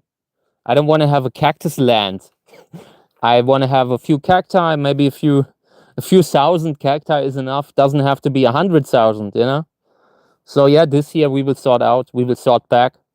I don't want to, like, when you have so many plants, you're always constantly repotting. Constantly. It's not something you have less time to enjoy. You're constantly potting up. Then you have to either do it turn it into a business to deal with all the plants. And I don't want to do that because I enjoy doing the live stream, doing the channel, you know. I don't want to go into the plant industry. So yeah, we have to scale back a little in the future. Gotta the more plants you have, the more they are kind of owning you. It's really like that quote, you know. The things you own end up owning you. The more plants you have, the more busy you are, just guaranteeing that they are not going bad. It's not even about thriving then. It's about not that they are just making it, you know. And I don't want to have that. I'd rather have, like, half the plants or maybe just a third of the plants. But those look great. Those we can really use for the live stream. We can really show them, you know. So in the future, I need to be more specific about what we grow.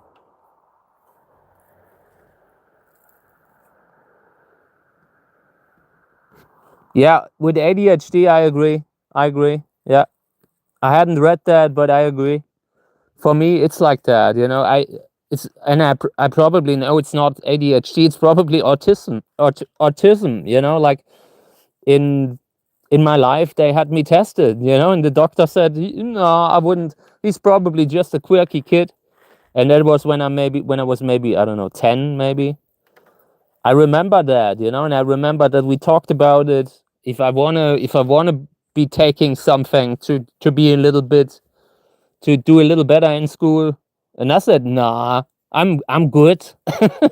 And I was not good, you know. I was really having issues in school with other kids and all. I was really not being compatible with other kids very often. Took me very long to kind of be a little calmer, to not solve all problems with, you know, with my fists. I had a long time where, like, when you're growing up, when you're seeing that from, like, my father was that kind of a guy, you know, that solved a lot of problems with the fists, and you're growing up with these kind of, you know, with these idols, with these role models. That's not good. Takes a while to grow out of it when you're getting older. Helped me a lot. Yeah, at the time there was an over treatment going on.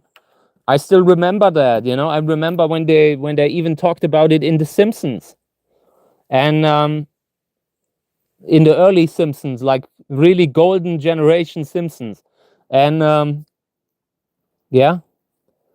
So who knows what would have happened if I would have gotten into treatment, you know? And my life might not be here. I might not be here, you know. So, well, I'm happy that it came the way it came, but I also think that very often, looking back, now I'm looking at my, you know, you always get these kind of paperwork from school, and this was just elementary school. It was already starting where they were giving my parents these long letters, you know, where they wrote like, he needs to learn this, he needs to learn how to express the emotions without anger, you know, like that kind of stuff. And now looking back, I can understand it a lot more. I never really thought of myself like I could be autistic. I never thought that could be in the books, you know, that would be a possibility. And today I think, oh yeah, at the very least it's ADHD, you know. Makes so much sense now. Also because I had so much issues like committing to long-term projects, doing one thing and only one thing only. Yeah, I mean, in the past, a lot of people who had legitimate issues weren't really recognized, you know. They didn't really see that as something that they could treat, you know. In that regard, I think it's better that way, that they, at least they know what's going on with a lot of people, and some of them are still over diagnosed, you know, where people where they are more likely to give someone the benefit of the doubt that they have it, you know, where they maybe shouldn't. But yeah, on the other hand, I was really having, like, my life, it was a substantial problem for me with school. I made it through school. I was at somewhere in between. I realized if I'm not learning now, then I will have a hard time surviving, you know. So I learned a little and barely made it. But school, I had a lot of issues with school, learning and doing multiple tasks at once was already too much. Yeah, I mean, it's usually not that the parents can take it, you know. It's like, it's still difficult. It's also difficult for the children who have these issues, you know, because everything, like everything that I learned in life took longer than it might have had to take, you know, like learning something, getting good at stuff. I often like started stuff and got so frustrated with it that I didn't want to touch it again, you know, like, in that kind of that patience to go through the first frustration that you have when something doesn't work, you know. That can already make a difference if you stick with it with something that you then eventually master, you know. Like, it doesn't matter what it is, could be a job, you know, and that's how you get in trouble later on. I still remember when I was working for a health insurance company for a year, and it was a horrible time, and I was trying to really learn that, you know. but there were so many things at once happening at once that I was just not functioning in that environment, not at all, you know. And yeah, looking back, it explains a lot. And it wasn't bad that it happened, because it brought me to what I'm doing now. It's just that looking back, I learned a little bit more about what probably went on when I grew up, when I was younger. It's a miracle that I came out the way I came. Could have gone other ways, you know. I've had a lot of people that from school that aren't here anymore. Yeah, exactly. I'm trying to, it's kind of hard for me to do something that I really don't enjoy. And with the tax work that I did recently, I was doing like 3 weeks of tax stuff, doing all the bookkeeping, and that was so exhausting for me mentally, you know. I really felt it. Like when you literally do everything to not do the work that you know you should do, you have to do, you know. I'm glad that it's done now. So yeah. Okay, these will go into the greenhouse. I'm propagating these TPM Zelly hybrids. They're really good.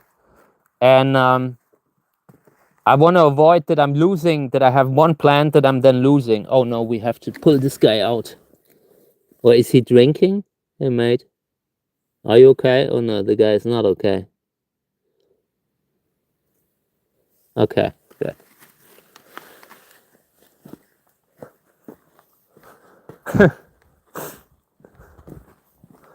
So, oh, by the way, I wanted to say I started editing the old time lapses, because I noticed that some of those old time lapses were amazing, but they were lacking in editing. At the time, I didn't really know how to edit. And yeah, there are many that will look amazing once I've given them a retouch. And yeah, that's what I want to do. So in the next days, every day I will probably post one of the old time lapses that I'm trying to re-edit. Doing my best to really make it, put them in the shape that they deserve. Okay. This guy fell over. Gotta pick something up. This is a Hilde Winterer that I want to put in a coconut pot. A little bit of medium. The future, I want to grow more with the Hilde Winterers, and they are great for hanging them into the greenhouse on the side. I have these attachments that are great for this, but I have to do it. Sure. What do you have in mind?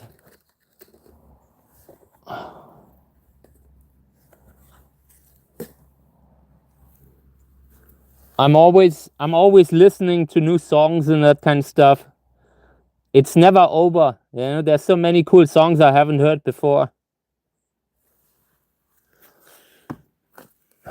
So let's get a little bit here. You can also root them in pumice, but I think the Hilde Winterer should be able to survive in the organic medium too. They are very hardy, relatively cold hardy, can take rain. Okay, I will look into it. I mean, I know One Piece. I've seen One Piece a little bit. Been watching that from time to time, and I found it an amazing piece of art. Like that was at the time at the Dress Rosa. That's what when I was watching One Piece, and I loved it. It's really well done, and it doesn't matter if they're ever really wrapping it up. You know, it's amazingly done. I like the style. Really like the style, and yeah, I wish I had really time to watch that, all of it. I will check out the song, okay?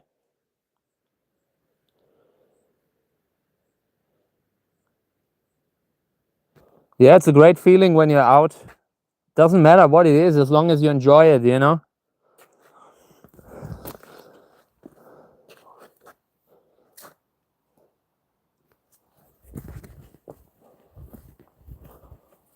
So I think the flying saucer fruit will be ripe in the next days. Flying saucer, then we're carrying the plant into the greenhouse. It's just that these are so full of little spiders, little daddy long leg spiders, that I haven't moved them yet. Every time I'm going there, you see it's full.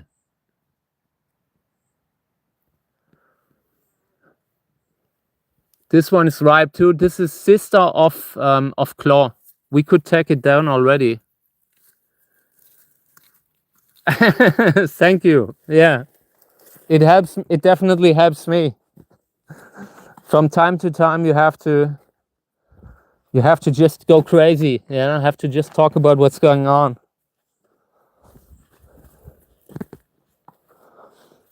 Unfortunately, that's why my ex-wife moved out. You know.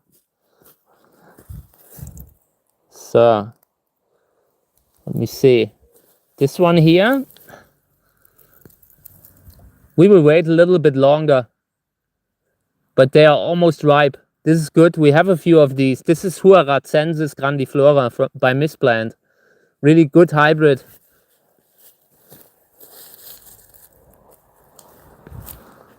So,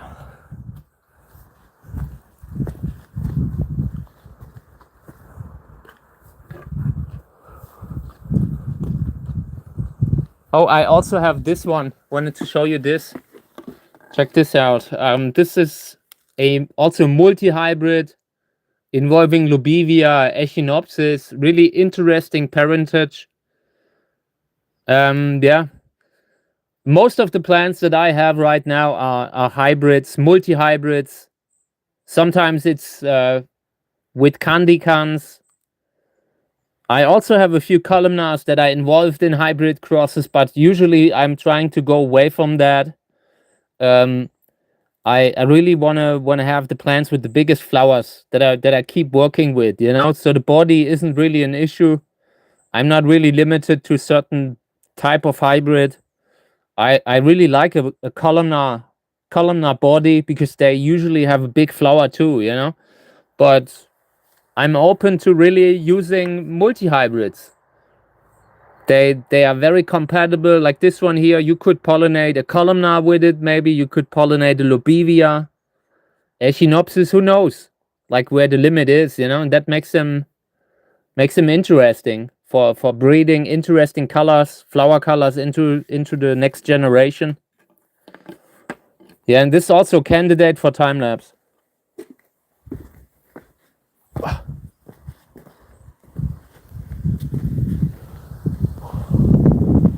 Yeah, so in this year we have to sort out more. So this is a candidate. This is a hybrid with Sorensia telegona. Telegonus hybrid with Kermesina, Echinopsis kermesina. That is really one of the most likely candidates for sorting out. But it's really an unusual kind of hybrid that you don't see so often. I hate to sort out something like that. It's just, I felt like the breeding with it goes nowhere. I would really have to repot it, put it in a big pot, and then the flower is still a little small, you know? There's some that have a much bigger flower.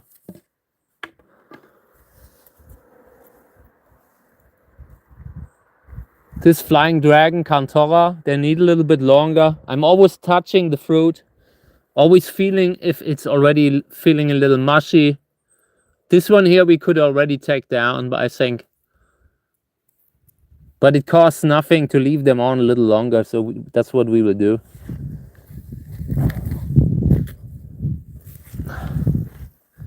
So this is Lobivia. And I want to make sure that I'm not forgetting. There was a fruit ripening on that thing that's already gone again, you know. That is what happening. Here. That's what happens sometimes. You have a fruit, and because you kind of lose track of where it is, some insect is eating it or some mouse is eating it. Gotta be really careful here with these. These are good. I really like this one. This has a good flower. This has a good flower. And this one hasn't flowered yet.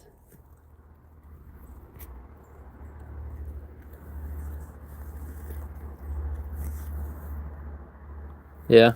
So this one comes into the greenhouse again. This one will definitely stay.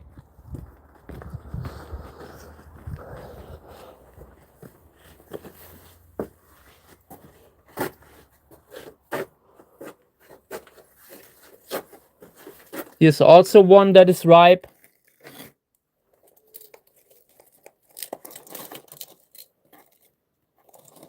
Let's get this one out. I'm sure this doesn't have a lot of seeds in it.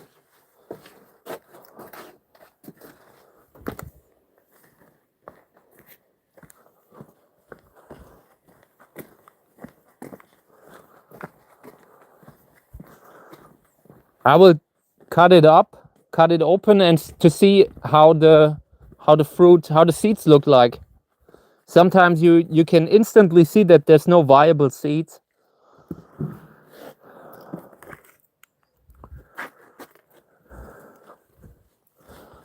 For a Gräser hybrid, this was really good. Like, this had good color. I liked this one.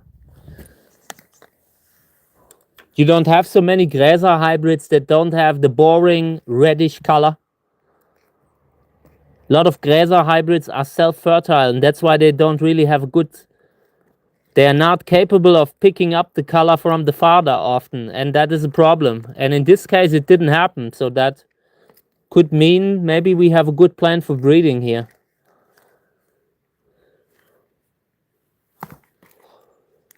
So, okay, let's have a look. But it already looks good. Yeah, we will clean these underwater, in the running water.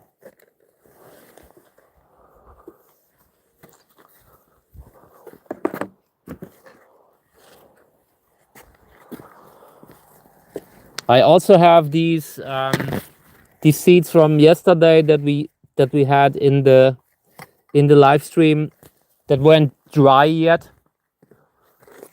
This is Teleflora hybrid Madame Pompadour. These are already dry now, so let's take them down here. I really want to get them off the paper, because when I have them on something like that, it's so easy to forget, and then suddenly they are on the ground. When I have the seeds lying on a piece of kitchen paper somewhere, I really want to get them into the bag right away. That is the right time to do the work before you forget it. Sometimes you forget what's the parentage. Sometimes you forget that you had them lying around. You're getting that thing and dumping it in the trash. It has happened to me a few times. And these are really a lot of seeds. From a Telegonus hybrid, that's a lot. Looking healthy. Sometimes when I have Teleflora fruit, they are tiny. There are maybe 50 seeds in there. And these are from Madame Pompadour. It's the name of the hybrid.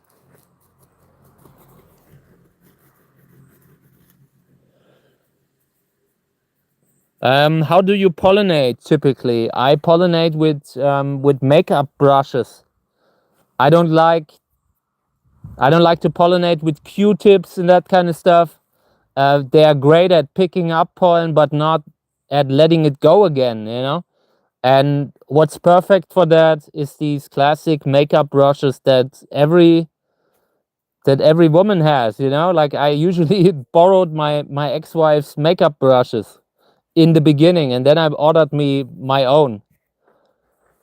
And there are good and bad brushes that sometimes cannot pick up the pollen. You know, you have to really be able to pick up the pollen and let go of it again when you're pollinating the flower. So yeah, usually the best success I had with synthetic fibers, and when they are this whitish, you know, like bleached, they are often, there's a lot of electricity happening when you're picking up pollen, and that can help you. So yeah, get a good makeup brush, or maybe a few good ones. I don't think I would have the same success rate with just Q-tips.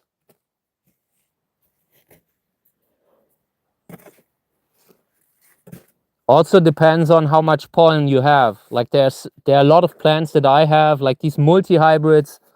They often don't have a lot of seeds. They often don't have a lot of pollen. So you have to really make it count. I'm working with relatively small bags. Like this is for pollen. Sometimes you see these in the background. They are pollen bags, either for pollen or for seeds. And yeah, they're great for that. You can put the pollen in there. You can freeze it. You can put it in the freezer, in the fridge, wherever. Just somewhere where it keeps it cool, where the pollen stays dry a little bit. If you leave it out and it rains on it, it's done in a day. You know, the pollen, if it stays in sunlight, if you place it in the sun, then the pollen is gone within short time.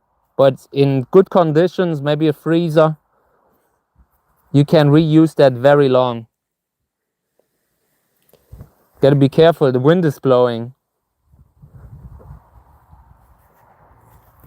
If we're losing these while we're cleaning them, then I'm really frustrated.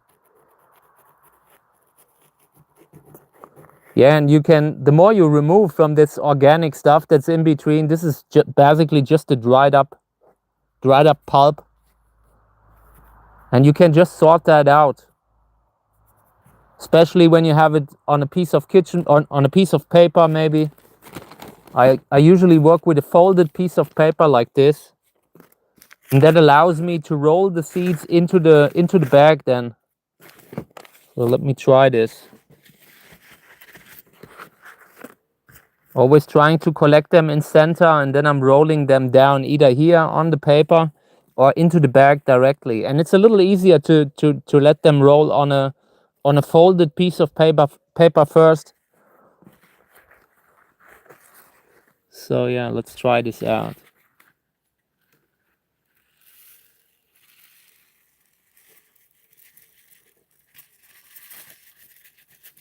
Okay.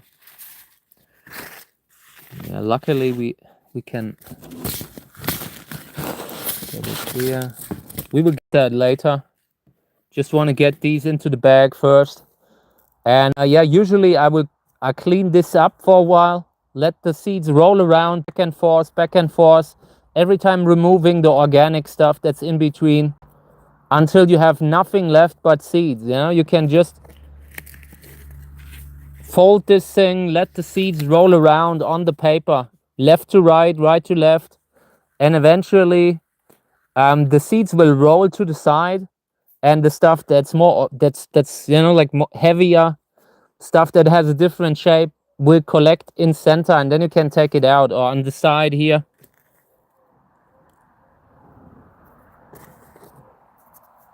So yeah, let's put them into one of these little paper bags that I have. I really like the paper bags because they let the water out. Sometimes when you put seeds in a bag and the seeds are not perfectly dry, then you're kind of sealing in the humidity with the seeds, and that can greatly decrease the viability, can greatly decrease the quality of the seeds, how long it stays fresh. So yeah. By the way, where's the tripod? We had a tripod here at one point. You see. Just getting the tripod that I don't make a mess here. For some things, it's good to have two hands.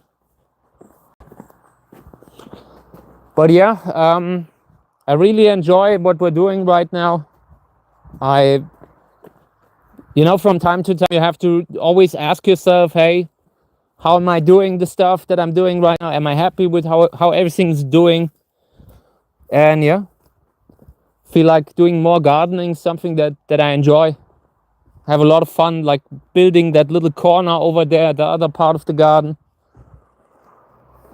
And maybe next year we could clear the area here. We could do something here. Maybe put a few like garden beds here. I don't know, but that's the idea for now.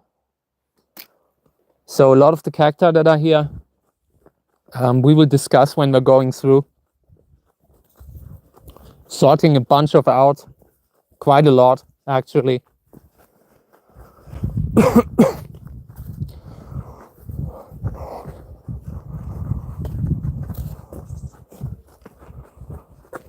Yeah, and it's also possible that we will be walking around a little bit in the area in the next couple of weeks, maybe. Like I talked about a little earlier, something happened locally here, and I want to walk around just to see what's going on. Someone has been setting traps. Want to see if we find some. Maybe walking around the area, just seeing if we find traps that don't belong here. Really hate when they do that. So, okay. I'm putting it in here now, and then we're getting the remaining seeds that I left on the table. Just want to show you again how I'm cleaning. So letting the seeds roll to the side. Yeah, and then you have a lot of organic stuff that stays here. You can get rid of that right away. Then you're rolling it back to the other side, back in here like that. You always have something that collects in center that you can get rid of. It's either seeds that are not viable or just organic crushed debris here. Old pulp, you don't need that. If you put that into the seeds, like when you have that, when you're sowing out, when this stuff is still in, it can cause an infection, can be the beginning of a cobweb mold. There's also sugar in there. Really not something that you want to have too much of in the seed bags. Especially not when you're shipping it out. Like if I would be selling seeds, I would be cleaning all of that. The more you have in there, the more untreated the seeds are. Very often, like people who collect a lot of seeds, they just don't take the time to clean it up. So you often get that kind of stuff with the seeds. If you get that, it's not an indicator that the seeds are not good. It just shows that the person hasn't really cleaned a lot.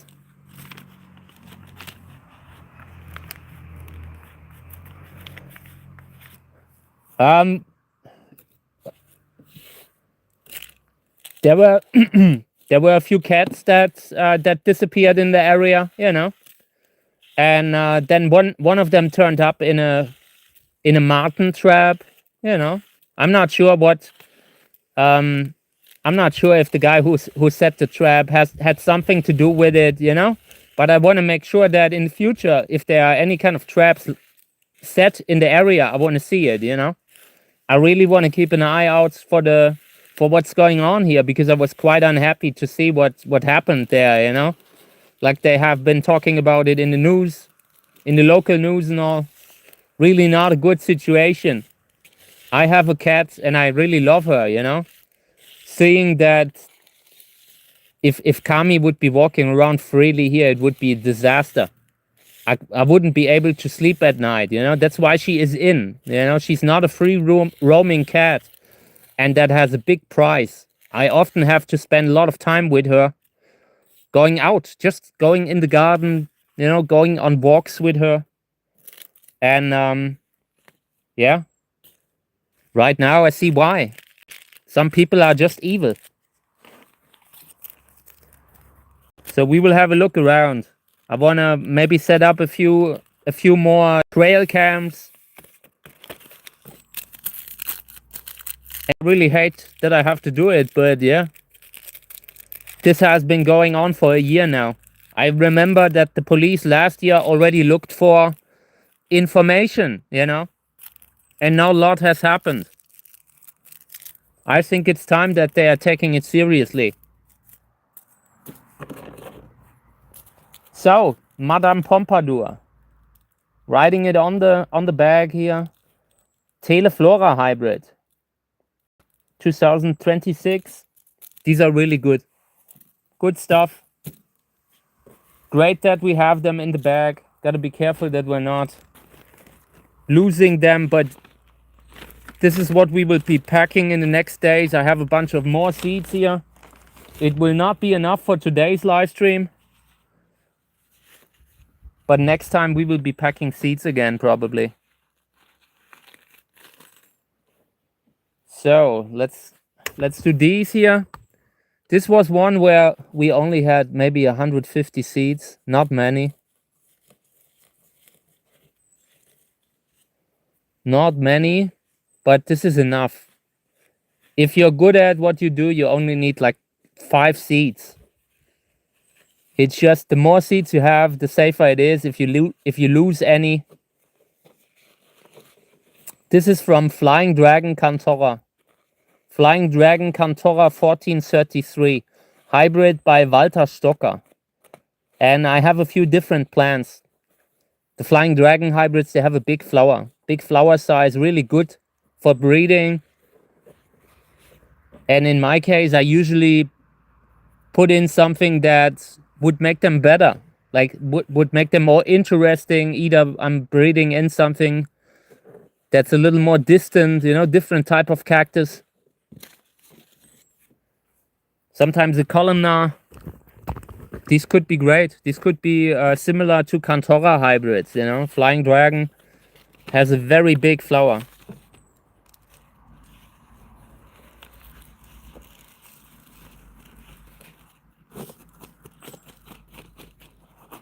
So yeah, cleaning this one, and then we're taking off for the rest of the day. I'm sure when I come into the house, Kami is already waiting to be taken out again, you know. Like, I come in completely exhausted and the cat is screaming at me.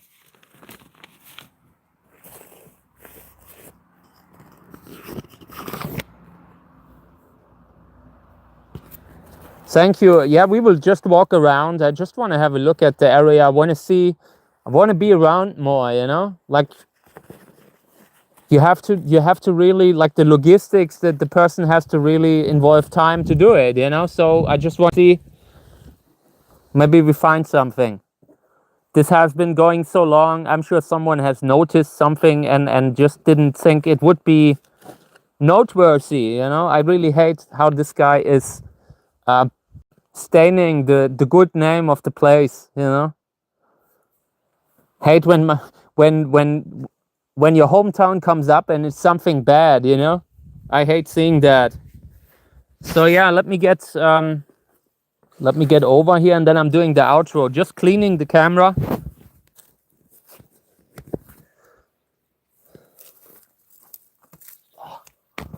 So, okay, repotting mode. This is the exit of the repotting mode. I hate repotting. Really hate it. Have been baiting in the medium with once again. But the plants look great. It's worth it eventually. I'm sure the plants that we're repotting will look great next year. So thank you guys for having been here again. I'll be back again tomorrow. Tomorrow we are doing the seeds. Maybe cleaning a few fruits again. I think if 1 or 2 are ripe, we can take them down.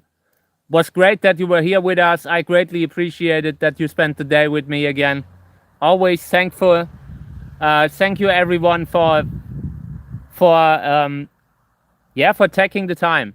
Okay, I wish you a great day, everyone. Hope you have a nice start into the week. Have a good one, everyone. Thank you. Until tomorrow, same time.